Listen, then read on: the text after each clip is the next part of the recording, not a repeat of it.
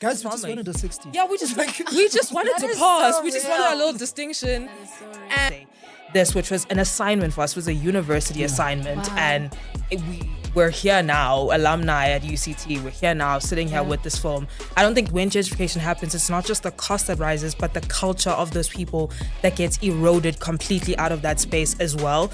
And so for us, really getting to hone in, focus on that aspect, focus on the fact that it's not just a death of a space in terms of the cost of affordability, but it's a death of a culture that created the space. To be fair, we weren't really the rejects. If anything, they were the overachievers. That one. I mean, I don't know how to say this. So, I think Get on the same page. Try to do that as quickly as possible. And not and all of that, is that still available for? Yes, Because that sounds like something I'm trying to get involved with. a city that promises to help and protect people was not doing that. In fact, it was doing the opposite. My point is, when an opportunity arises and you have a chance to just for the plot, sometimes do it for the plot, guys. It can take you places. Because it's Russian. Russia, South Africa. No, yeah, Russian. You guys love it. I love.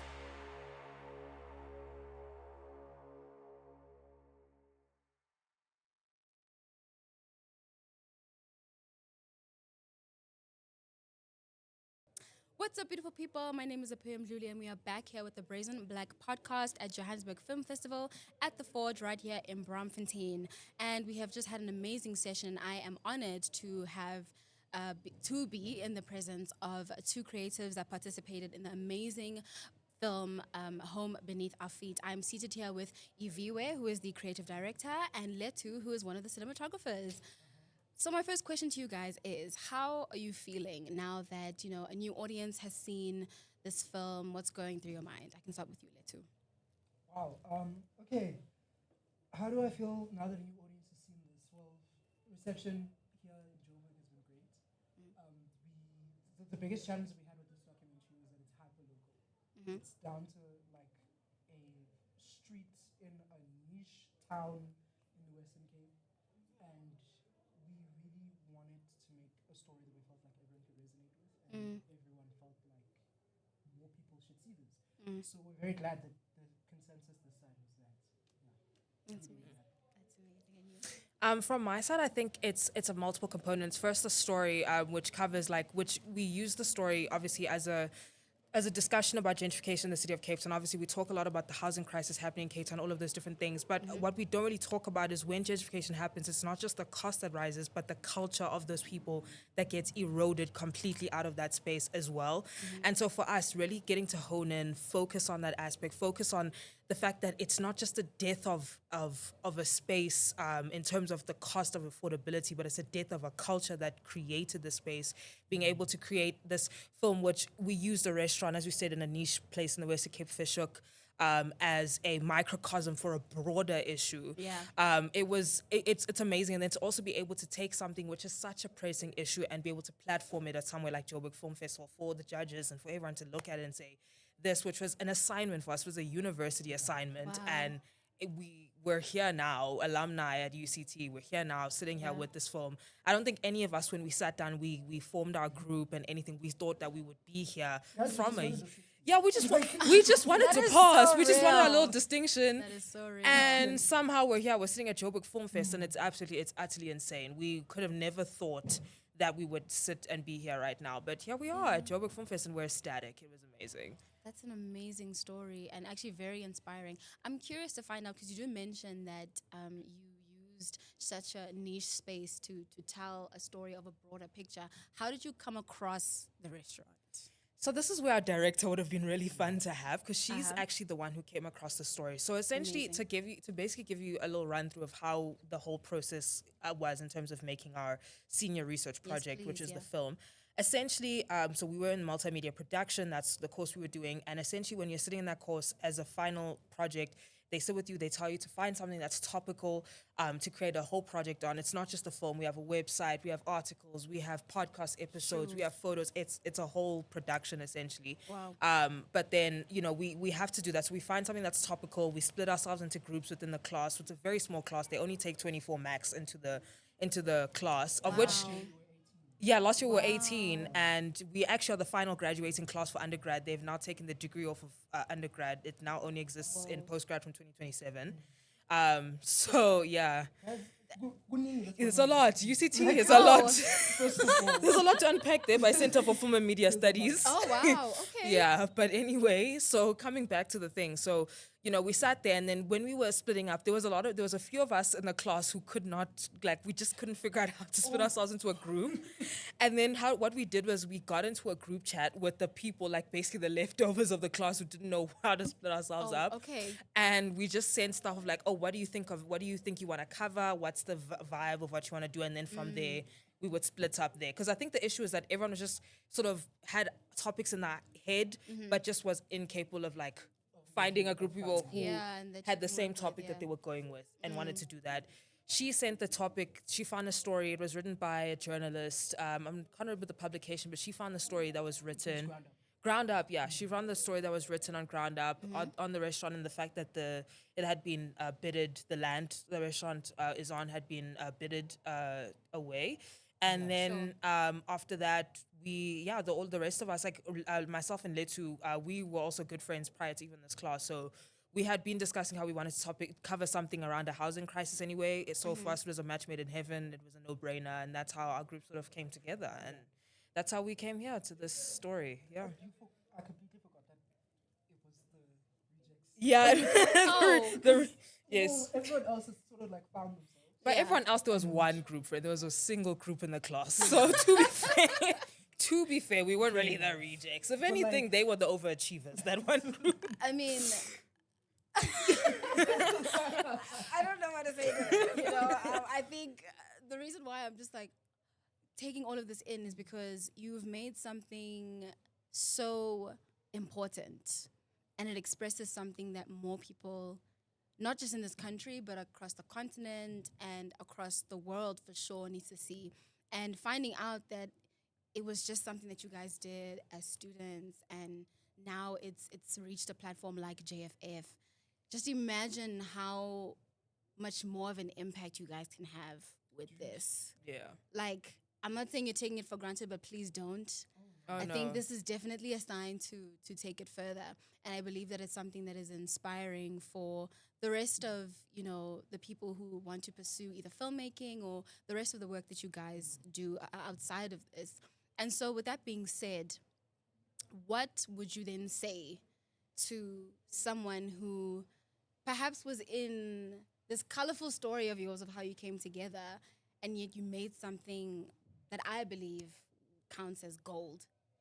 What would you say to them to like encourage them that take this seriously, or I don't know, whatever message you have for the people? First message is, and it's something that we only realize a bit later, get on the same page. Try to do that as quickly as possible. I'm not saying, not quickly, but in terms of if we have all agreed, right? Yeah. We're going to cover something like gentrification. It's a massive thing to cover. That's like someone being like, I want to make a documentary or film on GBV, on racism. Like, it's such a huge, big thing. Yeah. We all had so many ideas that were going around. It's why our pre-production process is actually so long. So we were given 3 months to do this entire documentary. Okay. Yeah, everything. So it was like, as I said, it was a website. It was photo essays. We had written articles. We had a podcast episode. We had social medias that we were running, everything. So it was 3 months to run all of that. Whoa. Yeah, and the dog. 2 weeks, and we did the post-production in a week. Yeah. Wow. Yeah. There was a lot of all-nighters that was pulled, but that was all, in terms of the short time frame that we had, partially, actually, no, it was entirely because of the fact that our pre-production process is so long. So long, yeah. And our pre-production process so long is, the reason why is because we didn't agree initially on what the direction was supposed to be until we all had to, I guess, learn more about the stories that we wanted to bring forward. Yeah. And that's when we fell in love with the story about Aphiwe and about the restaurant. Yeah. And how we all realized that all the ideas we were putting together. I mean, I wanted to do something on the Muslim community. IVIWE wanted to do something on students who were struggling to find housing. But then we realized that the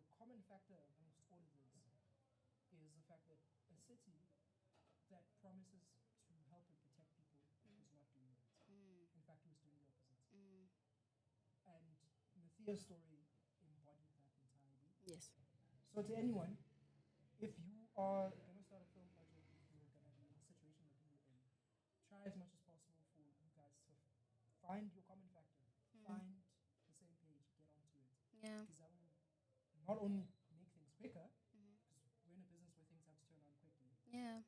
but it means that your entire vision and your direction and your synergy will be achieved a lot quicker. Yeah, I agree. If that makes sense. Yeah, and I think my piece of advice in terms of somebody who's wanting to pursue this, I mean, like my story, I was saying this to another friend because we'd gone out for my colleagues out, for a little work dinner, and I was actually discussing how, ironically, I told myself my entire life I would never ever in my life ever touch film. I'd never make a film. In fact, I put in an application for Vitten. I was doing applications back in high school, and I put film as like a jokey joke because I didn't know what else to put as like a second option. Meanwhile, that's like Yeah, and I was like, I never do. And now I'm a JFF. You know what I mean? Yeah. And so for me, I think the other beauty of it is, it's really great to take things seriously when you have to take things seriously and to see the passions and push on. But sometimes really just just go for it. Just do random stuff and see where it lands. All of this for me was actually a landslide. I was supposed to be a lawyer right now, and instead I'm a journalist. I've completely turned directions, and that's just because things kept popping up, and I said, YOLO, let's do it, and and now I'm here and I'm having a great time, and I honestly couldn't imagine a different path for myself now sitting where I am. Thinking about how deep and detailed my plan was for life, but when I was in matric, and seeing how completely opposite my plan went now. Sometimes, like, if you get random opportunities, just go for it. When I came into UCT and I did the humanities orientation, I saw film and media. I said, I'm not going to that. I'm not going to go to that talk. I'm not interested in that course. I then randomly did film and media second semester because I realized all the courses I had made absolutely no sense. I said, okay, this is fine. I guess I'll just do it as a side thing just so I can have a degree. Then the multimedia applications, when I said, okay, I'll do this, they're not going to accept me, and then they accepted me. And then everything is just a YOLO, and then everything just snowballed. So my point is, when an opportunity arises and you have a chance to just like, for the plot, sometimes do it for the plot, guys. It can take you places. Yeah. Yeah. It's just a bunch of great choices and great choices and great choices because you just trust that Yeah. it's for the plot in a For the good way. plot, in a good way. Because there's negative connotations Pick with a the good plot. plot, guys. Stop doing this plot Exactly. of going to a man who's told you he hated you 50 times and you keep going back. Can we We're all pick a about good good story? Can your life be a movie, a heartwarming movie? Can your heart be a movie I want to turn on a day when it's raining? Please, like not a Tyler Perry. Can we please not watch Can I not fight for my life? I don't want to see 4-colored girls when I'm thinking about your life. I feel you 100%. And thank you so much for that. It's actually really inspiring. I think we shouldn't box ourselves, especially as the youth emerging, looking for new things to do, new things to create, because you never know where you'll end up. And that's like the greatness of it all. You mentioned that you had like websites and articles and all of that. Is that still available for? Yes, it is. Because that sounds like something I'm trying to get involved. You're trying to with holler that. at. Yes, it is still available. So our SRP's title. So so obviously the film's name is Home Beneath Our Feet, but the title of the senior research project is Selling Your City. So it's at Selling Your City across all platforms, and then you can access the website and all the stuff. So you can see our articles, you can see the trailer, you can see all of the stuff. We are, I think, sellingyourcity.org. Sellingyourcity.org. Cool. That's our website. So you can definitely check that out. Hopefully a UCT graduation film can inspire some thought, because It definitely has, and it'll definitely continue to do so. I think you guys should be very proud of yourselves and take this further. There's so many more festivals that I feel would love to have this, screen. We actually just got in for another one. We got into, was it Russian? Oh! Russian International. We So, are Russian international, South Africa. ladies and Don't you just love it? I love that. I love that so much. I'm so happy for you guys. Congratulations. And congratulations in advance for many, many, many other screenings that we'll be seeing. And thank you so much for your time. Thank you so much, to you and the rest of the team that obviously worked on such an amazing project, because it does resonate deeply with me as well about, preserving culture and putting that in the spotlight. It's important. That's the other thing. It's very important. Can I mention? Yes. If you have not watched the film, we talk Yes. they are overlooked in this Mm-hmm. country. Yeah. Even by us, black people, Yeah. overlook them. Yeah. Because we obviously have our struggle for land. Mm-hmm. They do too. And we can't overlook that. We have to understand that. In the struggle for land, they are included in that. Yeah. So yeah, that's all I'm gonna say about Yeah, the and preserving and definitely, and on the topic of the Khoisan, it's a community that we often treat as a novelty. We treat them as a community that doesn't exist anymore. A lot of people, even when we showed our film, a lot of people thought they were like, they still exist. They're still like, a lot of people think they're like completely wiped out, not even a real community anymore. And Yeah. it's for us, not only is this film a call for the Cape Town government and for the broader South African government to preserve land in Cape Town and to recognize the importance of preserving cultures within land as well. But it's also important and a big call for the South African government as well to recognize the Khoisan as a culture, recognize them as a language, 100%. recognize the people who are the original people of this land, the people who have the 100%. true claim to this land, Yeah. that they deserve to be recognized. And this shouldn't be a novelty. They deserve to have art that's made about them, that's made for them. They deserve to exist outside of a history book, outside of just the crest of arms, the coat of Yeah. arms, sorry. They deserve to exist. Yes. And so this is our film pushes not only for them to not only for preserving that restaurant, but overall for a preservation of a culture that currently exists and deserves to Yeah. currently exist in the current moment. Yeah. All right, so I'm curious to know, because you did mention that the concept is the topic rather is hyperlocal and very niche, and you guys had put this together while you were still students. So I'm curious to know how you funded this project. So the university gave us 500 rand each. A person, yes. Yeah, 500 rand per person. So that's Okay. we were six. so Type that's 6 is almost 3,000. Yeah. Yeah, 3,000. Mm-hmm. That was supposed to cover transport and me if we had to hire some. Those prices are very much 2,000. So This is only Cape cover Town transport. after all. So it was just the school. You didn't have any. So I don't know, like in backer terms of buddies, the overall crowdfunding. funding, like so it was we had the 3,000 from the university. We did I definitely think we did well over budget. So we ended up having to pull our own personal funds into making the film. Okay. In terms of how we got the equipment was sponsored by UCT Television. So they gave us the equipment. They gave us and this is like no shade, but like many shades, so y'all fix this. They gave us I hate these cameras my whole life. Canon 250Ds, which is what we're supposed to like shoot everything on. Oh. And we made it happen. We made it work. We also got a Sony something. I don't know the model and make of that. Yeah, but that was but we had to fight to get those Sonys Sure. to get the film. Just because Canon 250Ds are fine, but the problem is, especially when you're trying to shoot something at nighttime, that's when they're really, really bad. Yeah, we're outside of university. Yes. So- Yes, we can talk. No, this is I mean, Mr. Mushabela is not coming for us, friend. We can talk. I'm speechless. I don't have any. the reason why. So Yes, Oh. I was gonna come to that about the screen production kids because I'm pretty sure they got like a 12,000 budget. 12.5. 12.5 budget Oh. per production. Multimedia, 3K. And they got and they didn't have to pay for equipment. Yeah, they didn't have to pay for any equipment. They got the best cameras. When we talked to the screen production kids, they're talking about how, I even had wires I didn't even know what to do with. I was like, Oh. would have been fun if we could have used them. And the other thing we got, which we again, long process and whatnot. We had to, Yeah. If you wanted to use the studio, there's two studio on campus. Yeah. Yeah. If you want to use the studio, obviously, like let me know before and whatnot. But also, then we had the situation where the second years are 90% of the time, Oh. yeah. we're on the situation where it's multimedia students, you're like back okay. Ash. Winter bits. Just winter bits, but over the end of the summer. You know, I mean, what's amazing about all of that is that you still made the magic that you made.